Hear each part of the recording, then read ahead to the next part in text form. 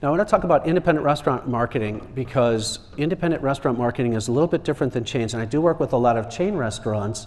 That approach is much different than yours, and the reason it is does anybody here have more than 20 restaurants? You do. Good for you. That's a little bit different, but you can still learn something from this. Great marketing is going to kill a bad product quicker. So if you suck, I said that with an S, by the way, but if you suck at making food, if you market that product, people are going to try it, they're going to talk, and they won't come back. Does that make sense? So make sure your products are great, but we will help you grow if the product is good. It will sustain your business, it'll get butts and seats, and it'll pay the rent when a consumer sits down. Those are the things that marketing will do for your business. And by the way, marketing is not something you do once and walk away. It's something you do every day you're in the business, right? You have to be looking for new customers because you lose customers every year. That's just the nature of any business. What's unique to independent restaurants is that your guests want your opinion. When they come into the restaurant, they're thinking, what's good to eat here? And guess who they want you to tell them that? They want you to tell them that. Isn't that cool? Like, that's a huge amount of power. Now think about this for a minute. If you're asking me and I run the business, my thought is, well, I make an extra buck on this one. I think that's the one I'll offer. Does that make sense?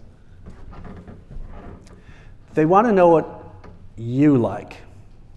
They're asking for your advice. Not telling them is simply rude. You get that, right? Now, if you look at your menu, if there's nothing highlighted, nothing presented, if you talk to your servers and somebody says, what's good here, and they don't have an answer, and I mean a clear answer, you've got a problem because you're not answering the most basic question that your customers are looking for. So everything that you do in marketing needs to be centered around what's good to eat here. And when we develop a menu matrix, that's what we're looking for. What's good to eat here? Make sense? By the way, if you have any questions, just jump in. I talk fast and I move quickly, so you can slow me down at one time. So what we're looking for is what you can become famous for, items that have a high plate contribution. When I talk about high plate contribution, I'm not talking about food cost percentages, because food cost percentages you cannot take to the bank. Does that make sense? Everybody understands that, right? If I make an extra buck on something, even if it's got a higher food cost percentage, that's the one I want to sell because I take another dollar to the bank. You can't go to your accountant and say, well, I've got a 28% food cost. They're going to say, but how much money did you make? I had an interesting thing happen to me. Anybody ever heard of Manny's Steakhouse in Minneapolis? You ever been there? That's a good steakhouse. He's a good restaurant operator. So he called me one time because I was up there working with U.S. Foodservice and doing some calls, and he was all upset because he said, I've got a 48% food cost. This is crazy. I mean, this is really bad for me. I need to lower my food cost percentage. I said, how much did you take to the bank last year? He goes, about 2.5 million. I'm like, go to Florida. You won, man. Don't worry about the food cost percentage. Most restaurant operators would give their right arm for that, right? I mean, think about how much money he was making. He wanted me to lower it. I said, I could do that. I could make the food cost lower, but if I do, you will not make as much money. What you want to do is sell expensive items on your menu, as expensive as you can get, without pissing your customers off, because if you do, their back is to you. Make sense? Okay. Now, the other thing that we know about a restaurant consumer when they come to a restaurant, we know they're going to order a sandwich or an entree. We don't know if they're going to get an appetizer. We don't know if they're going to get a specialty drink. We don't know if they're going to get a dessert. Those things are all incremental. Do you understand the difference between something that's got to do the heavy lifting in the restaurant? If you're coming in, you buy a sandwich from me, that's got to pay the light bill. It's got to pay my staff. It's got to pay everything. It's got to pay the insurance bill. But if you buy an appetizer, all that money goes in my pocket. You get that, right? Unless you're in a pub. Did you have a pub? You've got a pub. A lot of people come in and just buy appetizers, so there you've got to be a little more cautious. This is the most important slide here, so just engrave this on everybody in your restaurant's forehead. Consistency is key.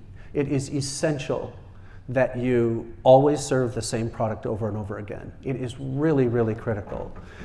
We were hired a number of years ago to do an interesting research study for Pillsbury. They were selling those big cat head biscuits to the South, and they were losing business. They wanted to find out what was happening. And so we went down there and we did focus groups all through the South. As I was doing that, we uncovered something called mission drift.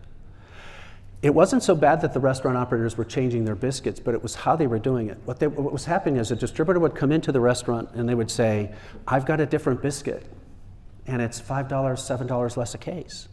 Why don't you do this? Try the biscuit and see if anybody says anything about the biscuit. If you don't hear any pushback, you're good. You just save it $7 on your case.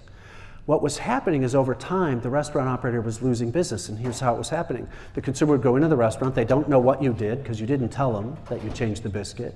And after their second time, they would say, well, I'm just not gonna go anymore because the food's not as good. I don't know what they did, but it's not as good. And what happens is, over 18 months or so, they went from a $1.2 million restaurant, now they're at $700,000, and they're thinking to themselves, what happened? They couldn't figure it out. Do not let that happen to you. Be upfront, pay attention, and always do the same thing. When you go to McDonald's, have you ever gone there and thought, what happened to the Big Mac? It's different. Now, I'm not saying it's a good product, but it's consistent as hell, isn't it? Every time you go there, it's the same product. Your product has to be the same as well. Does that make sense? Now, if you're going to make a change in your restaurant, make sure you tell people, we're thinking about changing. This is what we think we want to do. You're one of my very best customers. What do you think? Get them involved because, and I know this for a fact, every focus group I've ever done, I'll have restaurant operators say, well, I don't want to take a price increase. It's scaring me to do that.